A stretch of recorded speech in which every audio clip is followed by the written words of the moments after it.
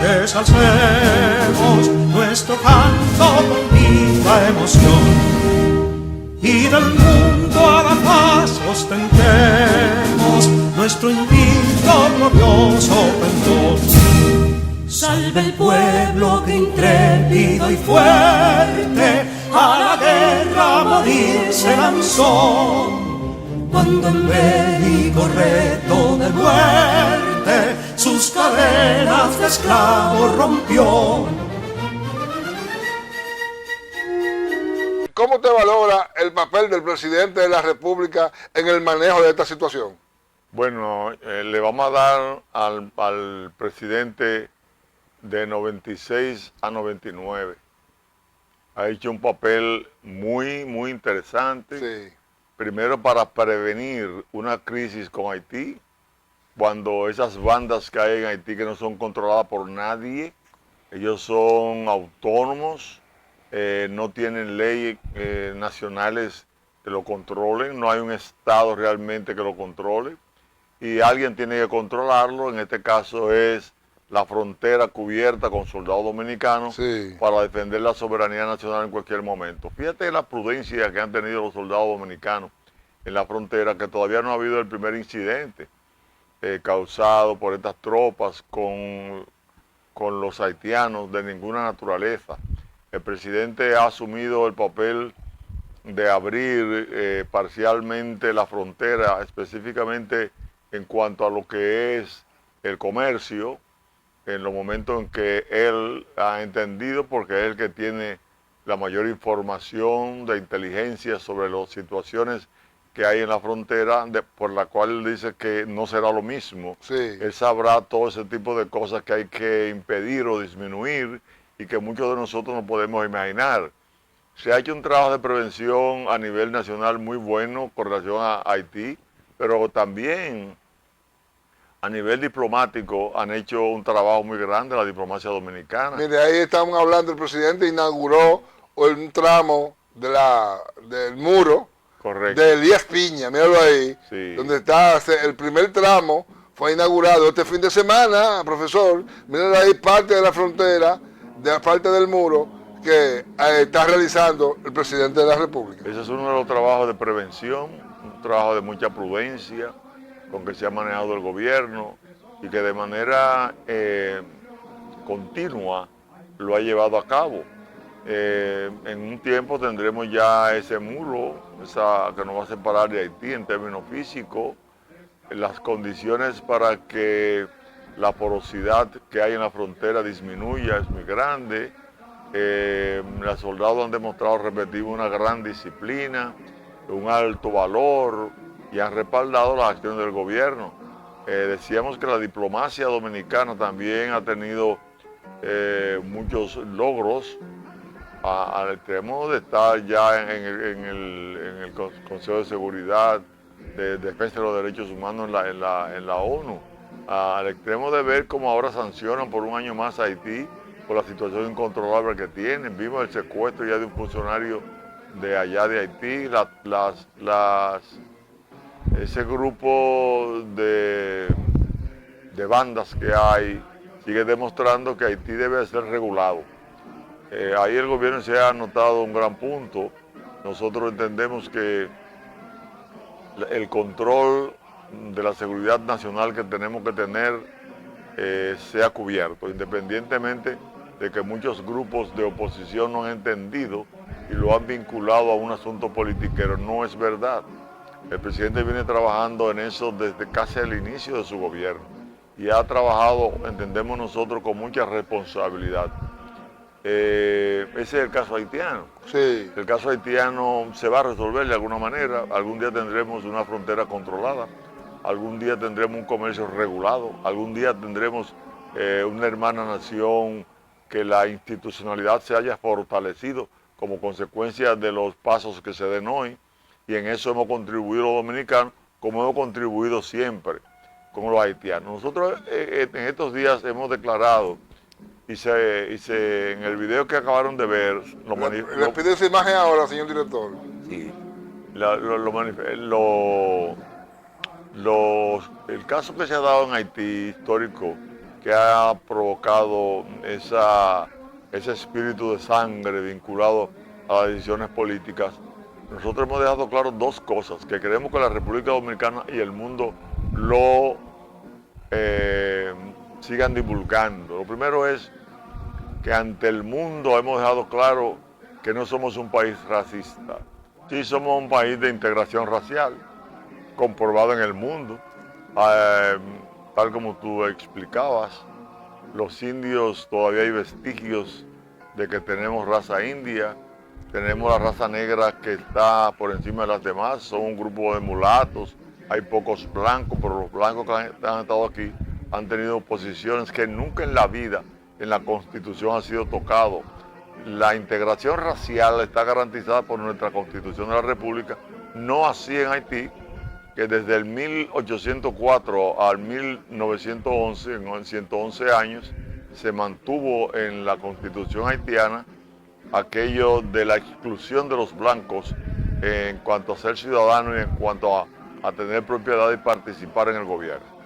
Hemos sido un sostén para ese pueblo desvalido en términos económicos, en términos realmente de la disciplina política. Sí.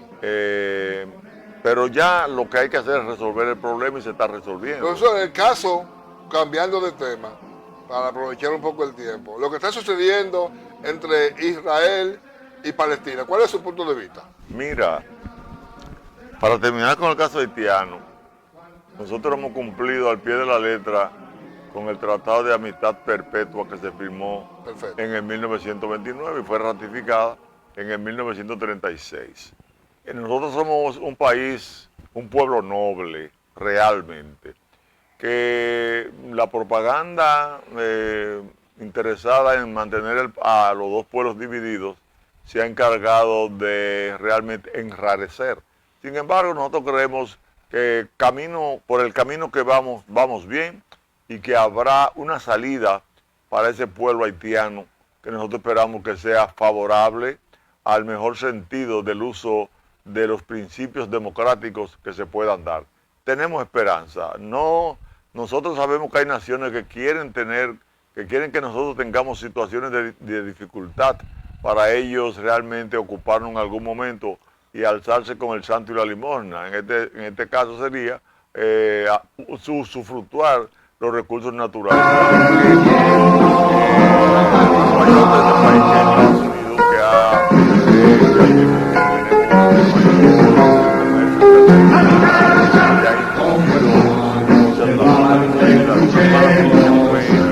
Ahora entienda que debe poner la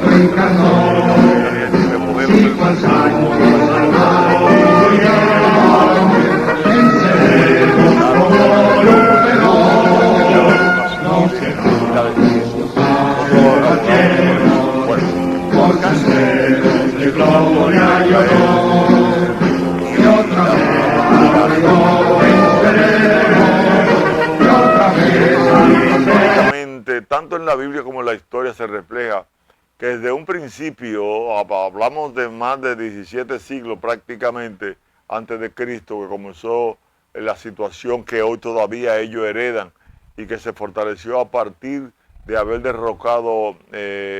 sido derrotado el Imperio Otomano en el 1916, ya con un tiempo que tenían los judíos perseguidos en Rusia, porque lo acusaba, por ejemplo, de la muerte de Alejandro II. Cosas como esas que le han pasado a los judíos en mucho tiempo y los palestinos, nosotros lo vemos que bíblicamente se anunciaron. Cuando uno ve el caso de Abraham, el caso de Jacob, uno dice, bueno, Abraham no podía tener hijos, Sara no podía dar a luz, su esclava tuvo un hijo, Ismael. Por otro lado, vimos que se le aparece un ángel a Sara y nace Isaac, pero Isaac, cuando tiene su esposa, tiene dos hijos que comenzaron a pelear, que fueron mellizos, a pelear en el vientre de su madre. Y cuando tú ves para atrás la Biblia y ves el caso de Caín y Abel, esa zona de un principio del vientre de las madres han venido luchando. El día de hoy, ya nosotros, si se nos pregunta con quién estamos, Sí. con Israel o con Hamas. Nosotros decimos, estamos con la paz del mundo. Y nosotros hacemos un llamado a la ONU, a las Naciones Unidas, para que lo establecido en la Carta de las Naciones Unidas se cumpla en cuanto a las relaciones de respeto de todos los países del mundo. Nosotros abogamos por una solución diplomática, no militar. Sabemos que los dos están condenados, cada uno de ellos está condenado a eliminar al otro. Nosotros ojalá que esa situación no se dé, porque por ejemplo saldría en este momento perdiendo el grupo de Hamas. Israel va a luchar como luchó en el Yom Kippur, como luchó en 1966, 67, va a luchar por ampliar su dominio en el Medio Oriente, porque tiene el poder económico, militar, tecnológico para ello. Y el apoyo de Occidente. Y el apoyo de Occidente, aunque el grupo de Hamas tenga a los iraníes, tenga a Palestina, al grupo que tenga que tener, en este momento llevar a cabo una tercera guerra mundial, iniciarla, sería muy perjudicial para el mundo. Y es bueno que ese criterio que hay anarquista, radical desde el punto de vista religioso, se olvide. Porque el propósito del Dios único que conocemos, que hemos sido testigos de la historia, ese Dios es un Dios que predica el amor, que predica el reconocimiento de los hermanos, hacia el bien común. Entonces no entendemos cómo los musulmanes, los judíos, los cristianos han vivido teniendo grandes guerras. Lo ocurrido en esos lugares toda la vida ha sido una situación de siglos. Desde siglos. Pero cuando tú ves que las cruzadas se dieron y los cristianos y los musulmanes pelearon en aquel tiempo, Sí. cuando tú te preguntas, pero y luchar por Jerusalén, que es donde está asentada el origen de Dios, como se predica en la Biblia, ¿cómo entonces nosotros vamos a pelear cuando Dios es un Dios de amor? Nosotros llamamos a la sensatez de nuestra posición, a los fines de que en la República Dominicana no nos radicalicemos ninguno con ninguno de los bandos, sino que realmente entendamos lo que dice el artículo 3 de la Constitución de la República, que yo me voy a permitir leerlo aquí para que entendamos los dominicanos que la República Dominicana, ninguno de los poderes públicos organizados por la presente Constitución puede realizar o permitir la realización de actos que constituyan una intervención directa o indirecta en los asuntos internos o externos de la República Dominicana, o una injerencia que atente contra la personalidad e integridad del Estado y de los atributos que se le reconocen y consagran en esta Constitución. El principio de la no intervención constituye una norma invariable de la política internacional dominicana. Sí. ¿Tú entiendes? Es el principio de la no intervención. Constituye una norma invariable en nosotros. ¿Para qué? Para defender nuestra soberanía, como se inicia en este artículo. Nosotros no estamos de acuerdo en que ningún país invada al otro. Nosotros entendemos que hay unos principios contenidos en la Carta de las Naciones Unidas que deben ser aplicados. ¿Qué ha pasado en el mundo? En el mundo hay un gran problema, y es que los religiosos están mejor preparados que los políticos. Los religiosos crean a sus grupos, radicales o no, lo dirigen a través de una formación para imponer su religión. Sin embargo, los políticos no han llevado a cabo una educación cívica, ética y moral desde el punto de vista de sus principios constitucionales que lo conozca el pueblo, y el pueblo pueda intervenir, que no sea dejándose llevar por la radicalización de los grupos de religiosos. Los grupos religiosos deben existir, pero deben existir pensando en la humanidad, pensando en que la gloria y el infierno están en la tierra fundamentalmente. Aquí se sufre y se disfruta, dependiendo de cómo usted haya vivido. Tenemos que buscar la manera de que todos esos grupos religiosos del mundo se correspondan con los principios de convivencia pacífica que debe estar trazada en cada una de las constituciones. cuando nosotros llamamos a los partidos políticos, a los movimientos políticos de este país, para que ellos eduquen en Constitución, cuando lo hacemos que se haga a nivel mundial, es para que al margen del radicalismo religioso se entienda que hay sociedades que hay que defender. Y la mejor manera de defender la sociedad es en base a llevarse de las reglas y normas. Siempre repetimos nosotros aquella frase de Juan Pablo Duarte: la ley es la regla a la cual deben acomodar sus actos, así los gobernantes como los gobernados. Es decir, al margen de los 10 mandamientos y siguiendo los 10 mandamientos que recibió Moisés en el monte Sinaí cuando Jehová bajó a entregarle la tabla del decálogo, al margen de eso, los pueblos en sus realidades han llegado a conformar una serie de principios y normas que del Código de Hammurabi en adelante se han heredado en el mundo para que el hombre ya en la tierra conviva pacíficamente, sea solidario con ellos, respete inclusive puntos de la tabla del decálogo, como por ejemplo no codiciar los bienes ajenos, honrar a padre y madre. Todo ese tipo de cosas, si se emplearan, que está empleado, pero cuando tú ves el artículo 55 de la Constitución de la República sobre la familia, te vas a dar cuenta que eso es lo que se persigue. Cuando usted ve que el artículo 75, en su numeral 12, nos habla de fortalecer la democracia, la calidad de la democracia, es para la buena convivencia. Cuando la Constitución nos habla de la redistribución de la riqueza, en la forma que debe hacerse, es justamente para encontrar mecanismos, normas que permitan que el hombre pueda convivir, el hombre y la mujer, en un espacio que es su espacio, que es la tierra que Jehová tu Dios te dio, como se plantea en Hebreo 11. El presidente de la República hace un llamado para que vía Radio Televisión Dominicana se comience desde ya un programa que concientice a la población dominicana para que aprenda a depurar antes de votar, para que se elijan a los candidatos por mérito y profesionalización.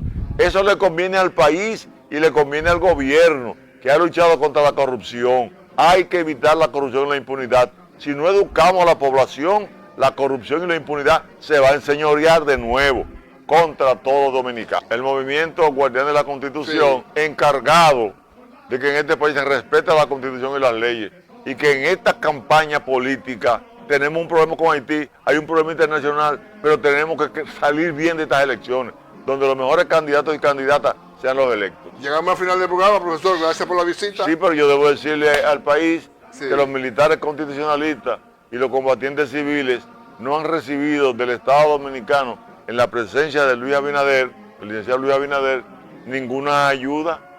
Que nosotros, pero no es ninguna ayuda humanitaria, no. Ayuda en cuanto a darle cumplimiento al Acta de Reconciliación Dominicana firmada el 31 de agosto de 1965 entre el coronel Camaño y la Comisión Actor de la OEA. Todavía quedan cosas por resolver con el señor presidente.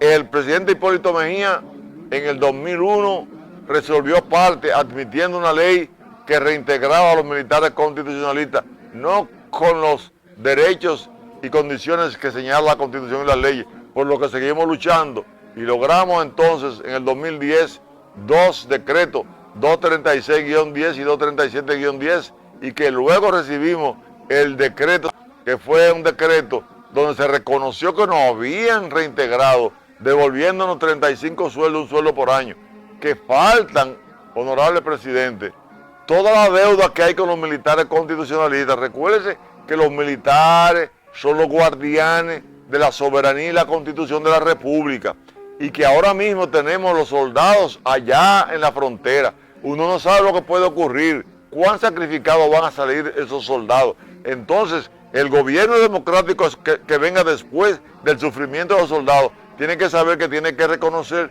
sus derechos constitucionales. Nosotros defendemos la patria, la seguiremos defendiendo, defenderemos la soberanía nacional. Le hemos dado 58 años sin golpe de Estado a este país. Seguimos luchando, abrazados como hermanos a la Constitución de la República para una mejor democracia. Pero recuérdese, honorable presidente, que nosotros tenemos un recurso que es el tribunal, pero no hemos querido llegar a los tribunales como así lo determinó el Tribunal Constitucional, porque nosotros entendemos que este gobierno es hijo de la lucha contra la corrupción que hemos llevado desde que Camaño lo planteó el 25 de mayo de 1965 a la fecha. Nosotros hemos seguido fielmente luchando contra la corrupción, luchando contra la modificación arbitraria de la Constitución de la República.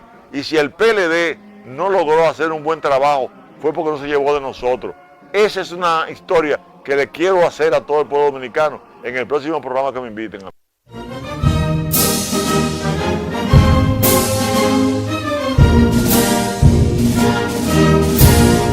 Quisqueyanos valientes alcemos nuestro canto con viva emoción, y del mundo a la paz ostentemos nuestro invicto glorioso pendón. Salve el pueblo que intrépido y fuerte a la guerra a morir se lanzó, cuando en bélico reto de muerte sus cadenas de esclavos rompió.